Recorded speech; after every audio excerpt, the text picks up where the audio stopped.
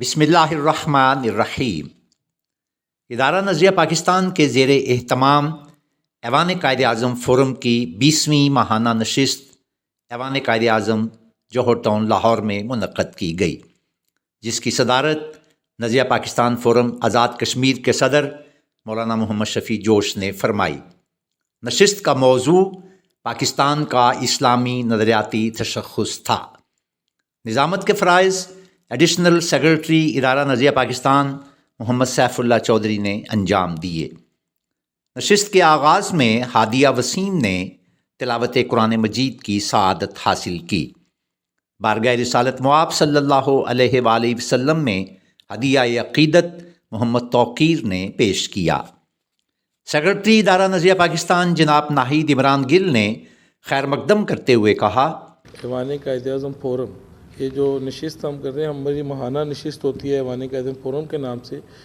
اس نشست کا موضوع پاکستان کا اسلامی نظریاتی تشخص۔ اس کا مقصد یہ ہے کہ ہم اپنی نئی نسلوں کو بتا سکیں کہ پاکستان جب بنایا گیا تو اس کا جو نظریاتی تشخص تھا وہ کیا تھا۔ تحریک پاکستان کے دوران بر صغیر کے گوشے گوشے میں جو نعرہ گونجتا تھا وہ یہ تھا کہ پاکستان کا مطلب کیا، لا الہ الا اللہ۔ کلمہ طیبہ کی بنیاد پر تمام مسلمانوں نے متحد ہو کر قائد اعظم محمد علی جناح رحمۃ اللہ علیہ کی ولولہ انگیز قیادت میں اپنے لیے ایک آزاد وطن حاصل کرنے کی کامیاب جدوجہد کی۔ نشست کے کلیدی مقرر صدر نظریہ پاکستان فورم مدینہ منورہ جناب ڈاکٹر خالد عباس الاسدی نے اپنے خطاب میں کہا، نظریاتی سمندروں کے جغرافیائی کنارے نہیں ہوتے۔ یہ جو اذان مصطفیٰ تھی، یہ زبان خدا تھی جس نے سب سے پہلے اسلامک آئیڈیالوجی کا تصور دیا۔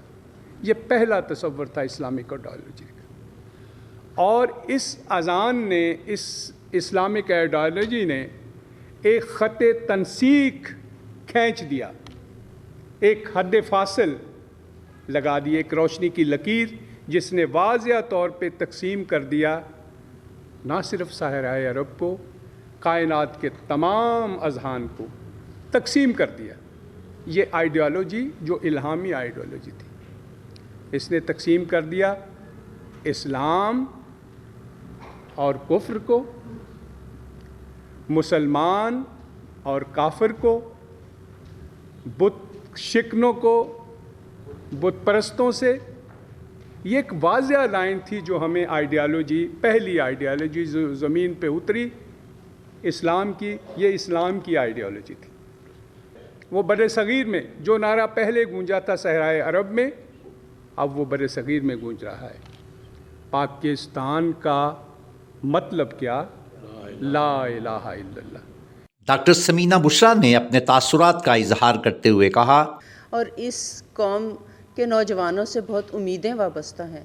جہاں تک نظریاتی تعلق ہے پاکستان کے بننے کا، قائد اعظم کس طرح سے جو ہے وہ تعلیم حاصل کرنے کے لیے گئے انگلینڈ، اور وہاں سے واپس آئے تو انہوں نے اپنی قوم اور خاص طور پر مسلمانوں کو دیکھا کہ ان کے ساتھ یہاں پہ کیا سلوک کیا جا رہا ہے، تو انہوں نے یہ ٹھان لیا، حالانکہ وہ ایک وکیل تھے اور اس سے اپنا بہت بخوبی پیسہ بھی کما سکتے تھے اور سب کچھ کر سکتے تھے، لیکن ان کے دل میں جو قوم کا درد تھا، وہ یہ دیکھتے تھے کہ مسلمان کس صورتحال سے اس وقت گزر رہے ہیں، تو انہوں نے اس چیز کو جو ہے وہ صحرا اپنے سر اس طرح باندھا کہ علامہ اقبال کا وہ ایک خواب تھا جس کو وہ پورا کرنا چاہتے تھے۔ اسکالر زبیر اسماعیل نے اپنے بیان میں کہا، نظام تعلیم جو ہے وہ کسی قوم کے نوجوانوں کے لیے، بچوں کی ذہنی نشو و نما، ان کی تربیت اور ان کی شعور کی بالیدگی کے لیے انتہائی اہمیت رکھتا ہے۔ اسی سے ہی ان کی شخصیتیں بنتی اور سنورتی ہیں۔ ایڈیشنل سیکرٹری تحریک پاکستان ورکرز ٹرسٹ مجاہد حسین سید نے اپنے خیالات کا اظہار کرتے ہوئے کہا، اور یہ ایک اعظم کا تصور تھا جس کی بنیاد پاکستان کے قیام میں آئی۔ انہوں نے کہا تھا کہ پاکستان میں ایک اسلامی جمہوری ملک ہونا چاہیے، کہ ہمارا تشخص اور ہے، اور ادروائز یہ جتنے مسلمان ہیں یہ بالکل شدر بن کے، غلام بن کے رہ جائیں گے ہندوؤں کے۔ اور اللہ یہ سب سے بڑا تحفہ دیا ہے قائد اعظم نے پاکستان کو.